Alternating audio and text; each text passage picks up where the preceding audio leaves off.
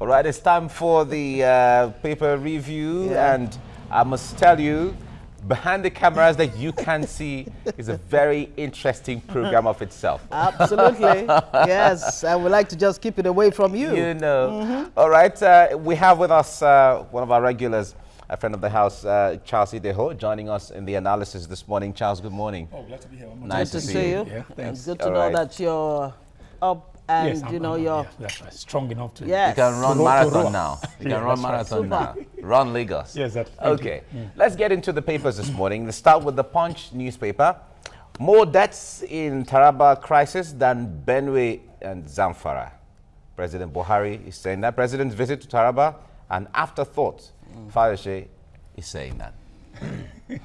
On the one hand, President is stating the obvious. Of course, we all know that the deaths have been recorded in the Taraba office and more than all these others combined together. But the question is, beyond just stating the obvious, what is government doing about it? Because even Atiku has said that what government ought to do, and I also believe I support him in that, what government ought to do is that at least bring some people to book. Rather, because what is happening now, when these crimes are, dastardly crimes are committed, you hardly have people being arrested, being prosecuted. So it embodies others to say, okay, let's go do it, and nothing will happen. It's all about noise and noise and noise. You visit. What is the visit going to bring? I don't know, because that's what Fayose is saying. Because right now, when you look at the time lag between the time that when things happen and the visitation. But the president is saying that he doesn't usually rush into visiting all this spot because he wants to collect information, he wants to intelligence gathering. No, but that's because as the father of the nation, if you lose any of your sons, I mean, you are supposed to be grieving. The fact is, people have died. People have died. And intelligence to show sympathy? You don't need intelligence to pay condolence visit, just to reassure them that I care about you. That, I mean, that is it's just human. Somebody was and saying, moreover, it's just African too. Somebody was, for instance, now if you did something wrong to me and then you said you were sorry, it's not that you were the sorry will do. You've not undone it. It has a way to Calming. mitigate. Exactly. Of course, that's how it feels. Yeah. Well, the point is, you know, is it possible that we're understanding, you know, for the president? I mean, this crisis are happening everywhere. Everywhere. Zamfara to Benue. Just imagine the president going everywhere. You know, it doesn't really look. This crisis if for instance, if he had gone to Benue, that would have been even if he didn't go to Taraba now, that would have. But instead, he visited Nasarawa State. That time. But do you compare Nasarawa and Benue? What happened in Benue? That's what we're saying. That's what we're saying. He would have visited Benue, not Nasarawa at the time. It was so I expected he would have had a stopover in Nasarawa, but Benue should have been the first port of. And that's why people now feel this is too little, too late, and as a matter of fact, just an afterthought. I think it's tasteless, if you ask me. Tasteless. Okay. Father, son arrested for selling drugs to pupils. I think when it comes to selling in primary schools, public lots of drugs. I think parents and teachers have to look deeper into this, because you see a lot of children with so many things you don't know in their bags and so on. This is really very rampant. You could just say that the future of our children is being stolen. Endangered. Really endangered. The only even I think in public schools they are still able to manage the situation, but not in public schools. Public schools, we're supposed to even have the highest standard in public school, but you don't have that. It's not that way. You don't have that because you have free entry, free exit. Only in Rwanda you have that. Yes. Oh, okay. Where private schools are shutting down, closing down. Schools are shutting down. It happened in Rivers. I don't know whether Wiki was able to sustain that. When Amechi was there, you had the preponderance of public schools being lifted above the level they were in. And even it was bad business for public school and private, but I don't know about now. All right, let's move on to the Punch. We have more stories there. Liberia, excuse me, Liberia needs 6,000 teachers from Nigeria, says President Ware. He was around yesterday, over the weekend, and the president of Liberia was here, and he was seeking lots of assistance from Nigeria. Yes, I mean, it's 6,000 teachers. Yes. But not the Kaduna teachers anyway. Well, you know, I mean, half bread, they say. No. Half bread. Look, give me the whole or don't give me half. Exactly. No, because I think in this case, it has to do with the image of Nigeria. Yes, Nigeria exactly. will send the best. We need to send the best. Absolutely. Now, but we really again, do have the when you best. look at it, for him to have come here means that we are still being reckoned with. But one mistake Nigeria always makes is that anywhere we go and register our mark in terms of maybe when we are fighting in a cause, we're sending our military. We're not strategic about it. Yeah. In terms of what is in it for us. I mean, that's many what I'm people, going exactly. when we Once liberated Liberia, but we just withdraw. Yeah. But that is not how to play. What you do is that once you are rebuilding the country, you send in your engineers, send in your construction company, you send in even merchants over there. So that's exactly how you take over the economy of the place, so that there's no way they're going to pay you back, but you get paid back when you register your president in terms of the development, sending your engineers, sending your in this case, President Ware has called for, in fact, what he's requesting from Nigeria at this time is like Nigeria should, okay, I'm not saying Nigeria should run his country, but he's calling for, he said Nigerian banks shouldn't leave the country, they should even come more. Medical personnel. He's saying medical, exactly. Then teachers. Teachers and all of that. He's calling which we for didn't everything. do, which we failed to do in the first instance. Exactly.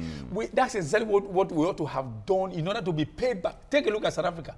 All the monies we spend, the millions of money we spend in liberating South Africa from apartheid, rather than taking control of the economy, South Africa is not taking control of our but the question then again is, can Nigeria really afford to let go of 6,000 teachers? Yeah, we can. We can and still have even a glut of more exactly. No, we can. And the medical personnel we can that are leaving the country already. Oh, we can. We have more than enough. Wow, perfectly. Even if we ask for 10,000 journalists, we can get. We have more than enough. Big brother Nigeria.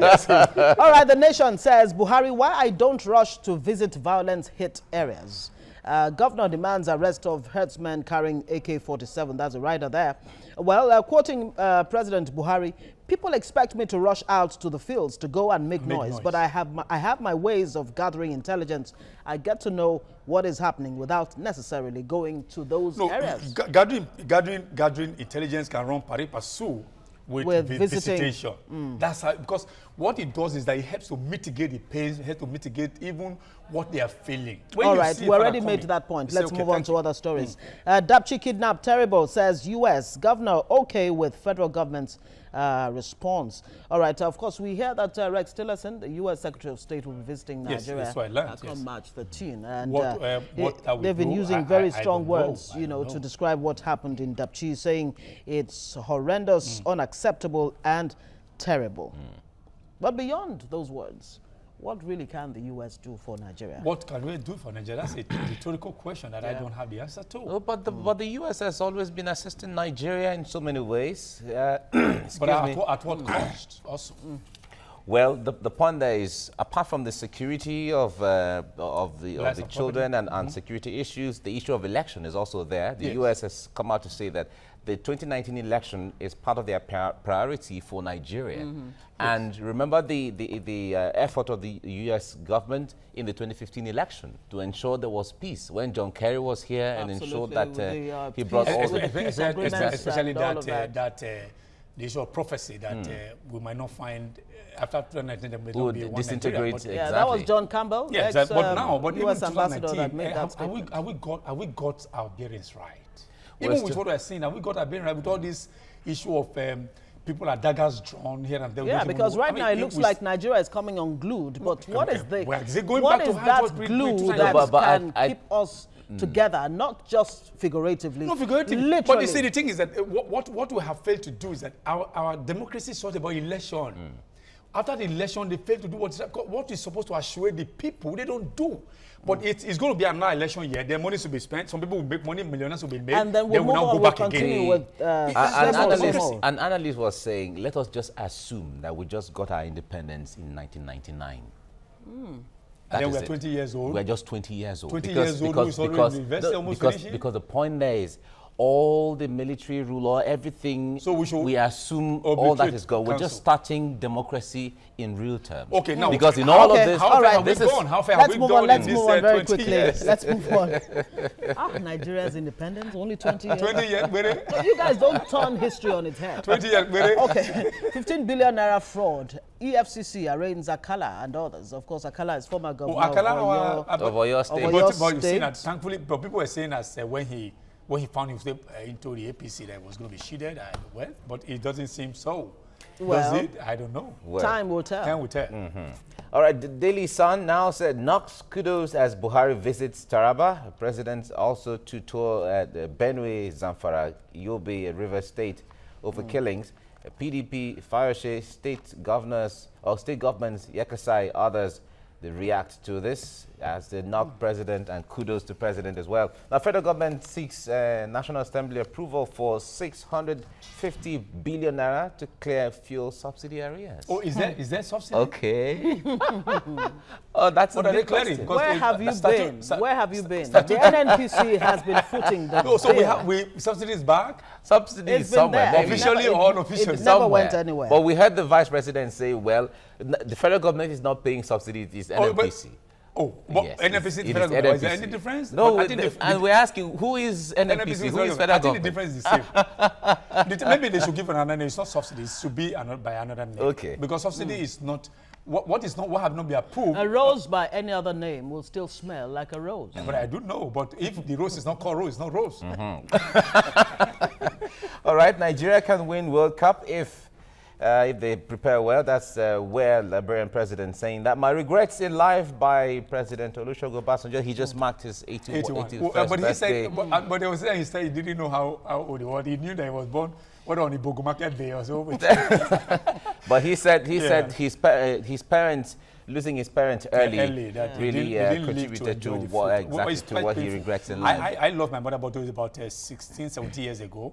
I wish she were alive today. At least her boy had grown a little. Exactly. I'll be able to do. But I think it's the regret of everybody who has lost his parents. Absolutely. Yeah, mine 20 years ago. Okay, so about 17, I lost my mother. All right.